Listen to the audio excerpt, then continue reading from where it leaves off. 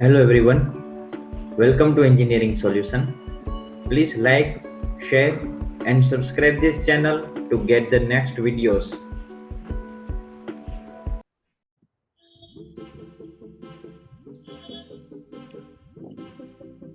Hello students, આજે આપણે chapter 5 non metallic મટીરિયલ્સની અંદર આપણો નેક્સ્ટ ટોપિક સિરામિક્સ વિશે થોડીક ડિસ્કશન કરવાના છીએ. સિરામિક્સ મટીરિયલ જે છે એ નોન મેટાલિક, ઇનઓર્ગેનિક અને મેટાલિક એલિમેન્ટ્સના કમ્પાઉન્ડમાંથી બને છે, એટલે કે આ ત્રણેયના મિશ્રણમાંથી બનાવવામાં આવે છે. અને સિરામિક મટીરિયલની અંદર આના સિવાય માટી, સિમેન્ટ અને કાચ એટલે કે ગ્લાસ પણ ઉમેરવામાં આવે છે. સિરામિક્સ મટીરિયલ જે છે એનો ઉપયોગ આપણને ખબર છે ઘણી બધી જગ્યાએ થાય છે. અને એ સિવાય એબ્રેસિવ, પોર્સેલિન, પછી enamel, insulators, non metallic magnetics, રિફ્રેક્ટરીઝ વગેરેમાં સિરામિક મટીરિયલ જે છે ને એ ઘણી બધી રીતે વપરાય છે.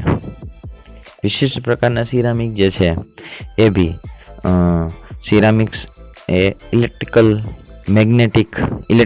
છે, મેગ્નેટિક છે, ઓપ્ટિકલ છે, બરાબર. એવા કોમ્બિનેશનવાળા ક્ષેત્રોમાં પણ એનો ઉપયોગ કરવામાં આવે છે. એની ફિઝિકલ પ્રોપર્ટીઝ બહુ સારામાં સારી હોવાથી તે ઘણી બધી જગ્યાએ તેનો ઉપયોગ થાય છે સિરામિક મટીરિયલ્સનો. હીટ એન્જિન્સ બનાવવા માટે, સિરામિક આર્મર બનાવવા માટે, ઇલેક્ટ્રોનિક પેકિંગમાં, એવી ઘણી બધી જગ્યાએ. આમ તો જોઈએ તો જનરલી સિરામિક જે છે એ ગ્રીક શબ્દ કેરામોસ ઉપરથી જનરેટ થયો છે. અને એનો અર્થ થાય કે કુંભારની માટીના ઉપયોગથી મળતી ઈંટો, પોર્સેલિન કપ, માટી કામના અન્ય વાસણો, બરાબર, આ બધા જે છે એ સિરામિક મટીરિયલની અંદર એના કોમ્બિનેશનથી સિરામિક મટીરિયલ બને છે. એમ કુંભારની માટીના ઉપયોગથી મળતી જે ઈંટો હોય, પોર્સેલિન કપ હોય, માટી કામના જે અન્ય વાસણો હોય, બરાબર છે એ. અને સિરામિક મટીરિયલ જે છે તેની અંદર સારામાં સારા હાયર ટેમ્પરેચર સસ્ટેન કરવાની, હાયર ટેમ્પરેચર રેઝિસ્ટ કરવાની સારામાં સારી પ્રોપર્ટીઝ અવેલેબલ છે. સિરામિક મટીરિયલ જે છે એ સામાન્ય રીતે બોરેટ, સિલિકેટ, નાઇટ્રાઇડ, કાર્બાઇડ અને ઓક્સાઇડ આ બધી વસ્તુઓ ધરાવે છે, બરાબર. સામાન્ય રીતે તે શું શું ધરાવે છે સિરામિક મટીરિયલ? બોરેટ, સિલિકેટ, કાર્બાઇડ એ બધી મટીરિયલ જે છે એ ધરાવે છે, બરાબર. આપણે આ વસ્તુનું ડિસ્કશન થઈ ગયું હતું. એલ્યુમિનિયમ ઓક્સાઇડ છે, સિલિકોન કાર્બાઇડ છે, પછી સિલિકોન ડાયોક્સાઇડ છે. આ બધાનું જે એ એડિશન જે છે એ આપણને સિરામિક મટીરિયલની અંદર જોવા મળે છે. સિરામિક મટીરિયલની અંદર જેના મેઇન ત્રણ મટીરિયલ્સ જે છે, બરાબર, એ કયા છે?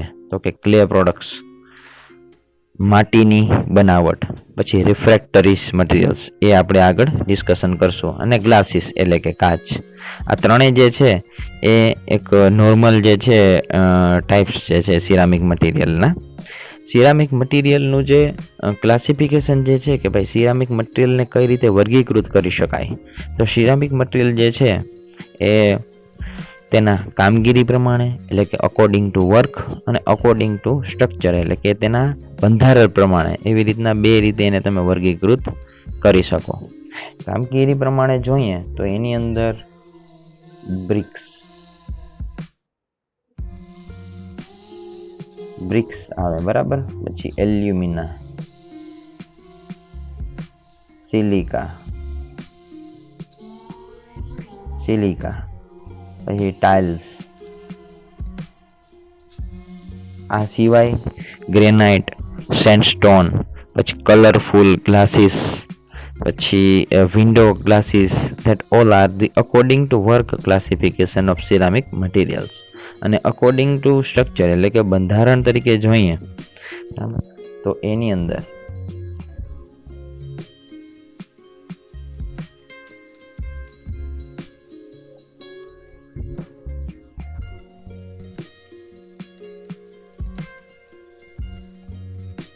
Natural and synthetic glasses. Natural and synthetic glasses જે છે એ નોન ક્રિસ્ટલાઇન સિરામિક્સ મટીરિયલ છે અકોર્ડિંગ ટુ સ્ટ્રક્ચર. પછી એ સિવાય આવે એમોર્ફસ એન્ડ ક્રિસ્ટલાઇન વુડ, પછી આવે છે ક્રિસ્ટલાઇન એન્ડ સ્ફટિકીય અને અસ્ફટિકીય સિમેન્ટ, પછી ફાયર ક્લે જેવા ગ્લાસ જે છે એ બધા જે છે એ સિરામિક મટીરિયલની અંદર આવશે. તે બધાની અંદરથી આપણે આમાંથી અને આમાંથી બંનેમાંથી આપણે ચાર આપણે યાદ રાખવાના. એના જે પ્રકાર જે છે ને એના વિશે આપણે ડીપમાં લખવાની જરૂર નથી. આ સિરામિક મટીરિયલ વિશે થઈ ગયું. સિરામિક મટીરિયલ જે છે એના ગુણધર્મોને આધારિત આપણને ખબર છે ઘણી બધી જગ્યાએ એનો ઉપયોગ થાય છે. સિમેન્ટ બનાવવા, ઈંટો બનાવવા, ટેન્ઝલ્સ, પછી એ સિવાય શોક એબ્ઝોર્પ્શન છે તેના હિસાબે તેવી જગ્યાએ હીટ રેઝિસ્ટ કરી શકે ઇલેક્ટ્રિકલના કોઈ સાધનો બનાવવા માટે, બરાબર છે, પોલ્સ બનાવવા માટે. ખ્યાલ આવે છે? એ સિવાય સિરામિક મટીરિયલ પણ બીજી ઘણી બધી જગ્યાએ તેનો ઉપયોગ કરી શકાય છે.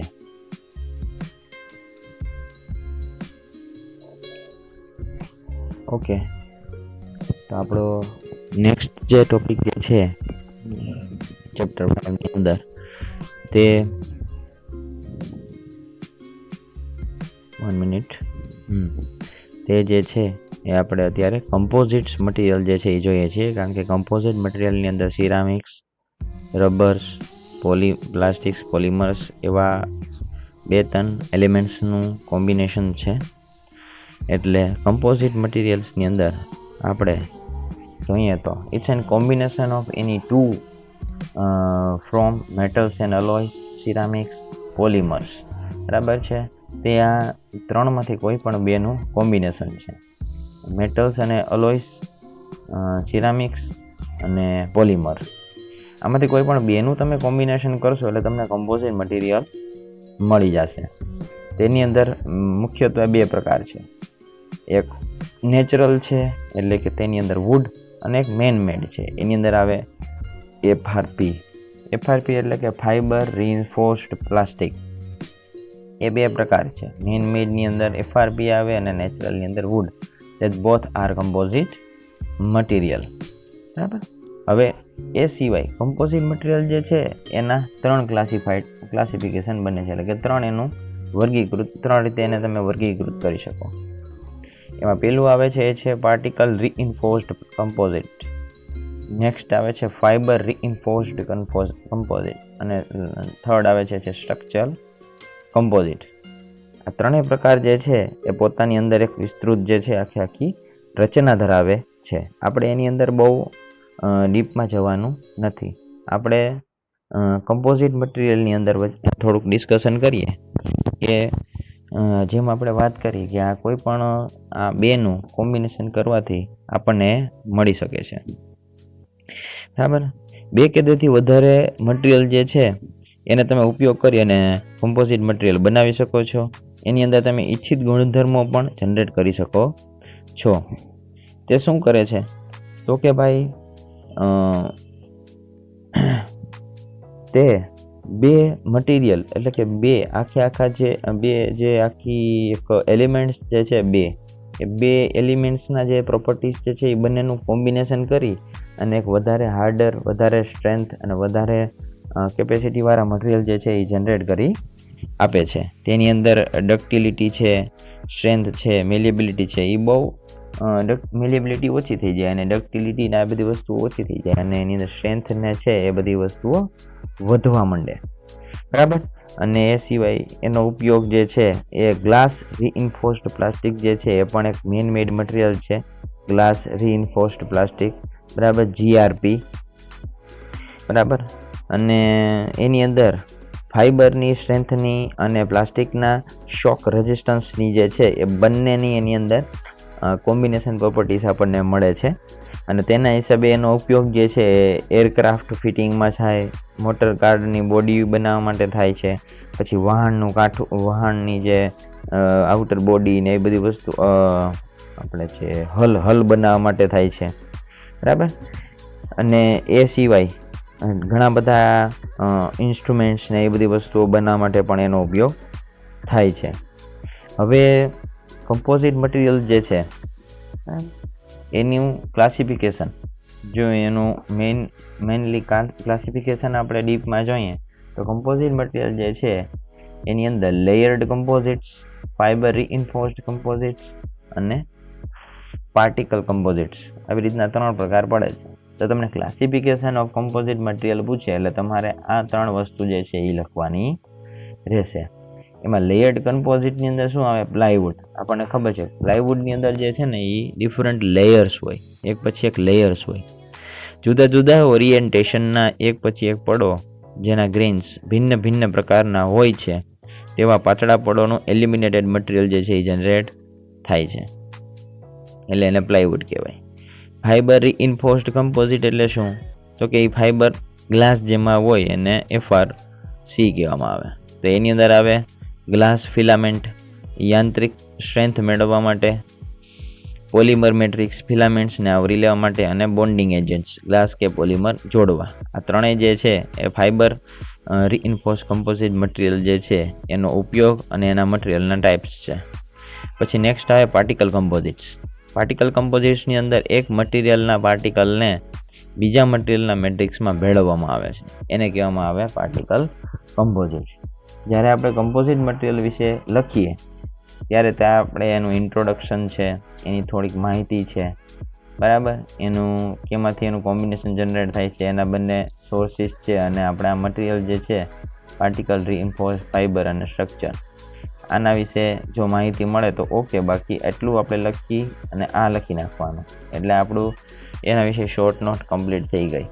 ક્લાસિફિકેશન પૂછે તમને એટલે તમારે આ વસ્તુ જે છે એ લખવાની રહેશે.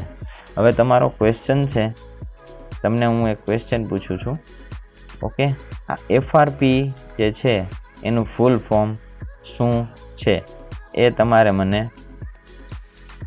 કોમેન્ટ બોક્સની અંદર તમારે લખવાનું રહેશે, FRP નું ફૂલ ફોર્મ, ઓકે.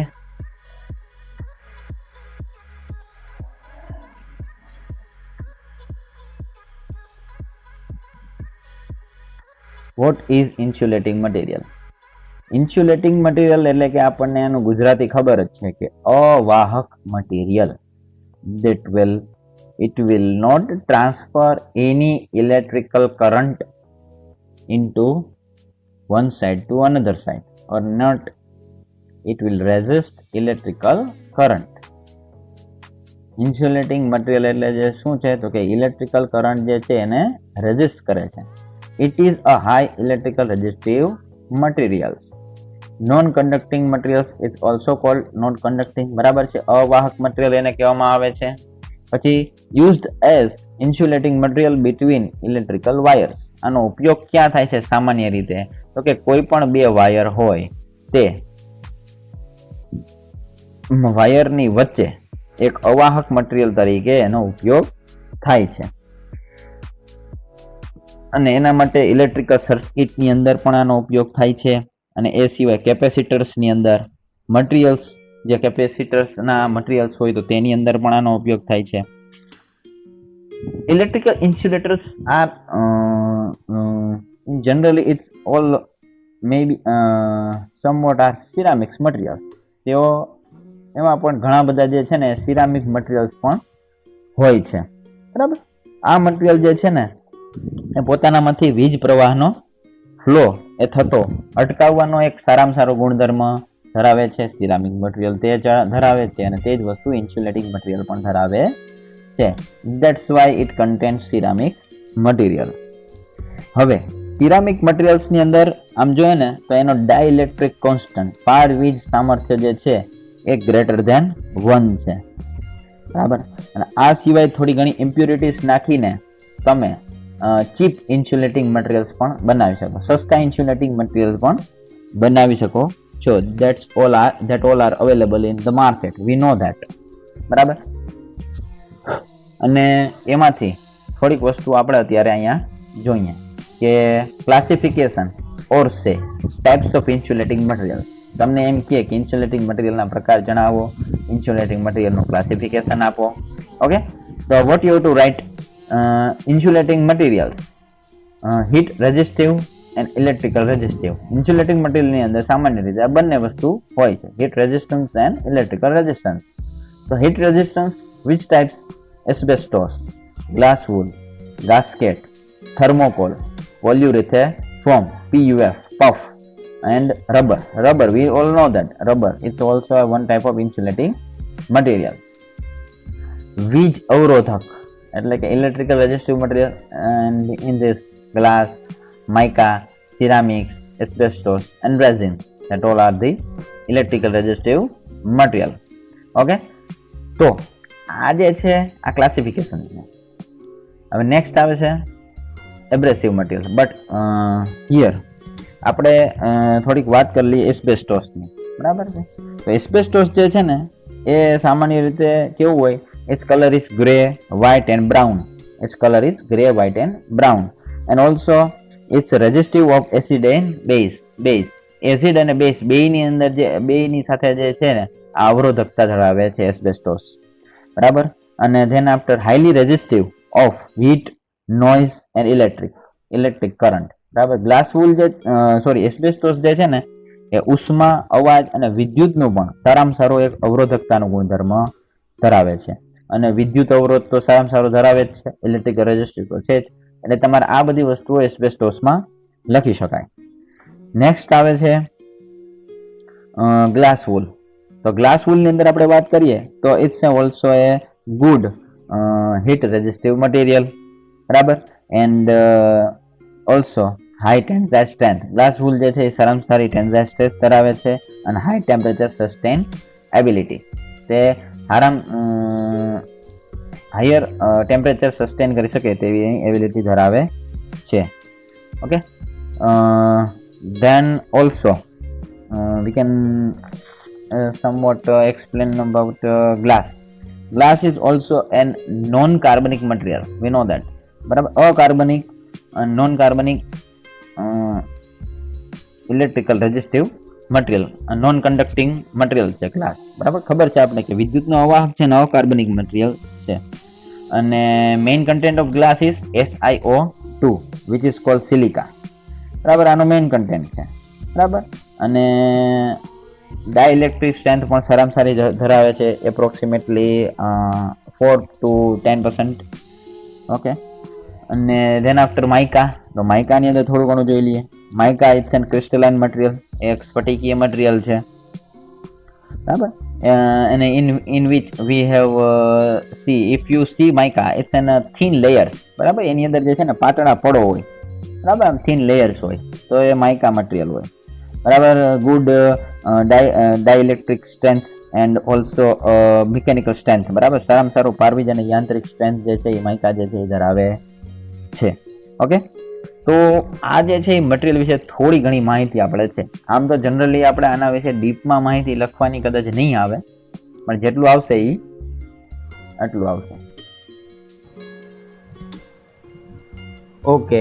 સો આ લેક્ચરની અંદર જો કાંઈ તમને કાંઈ ક્વેશ્ચન કે કાંઈ ક્વેરીઝ કે હોય તો ખાસ તમે કોમેન્ટ બોક્સની અંદર લખી અને મને જણાવી શકો છો. Thank you.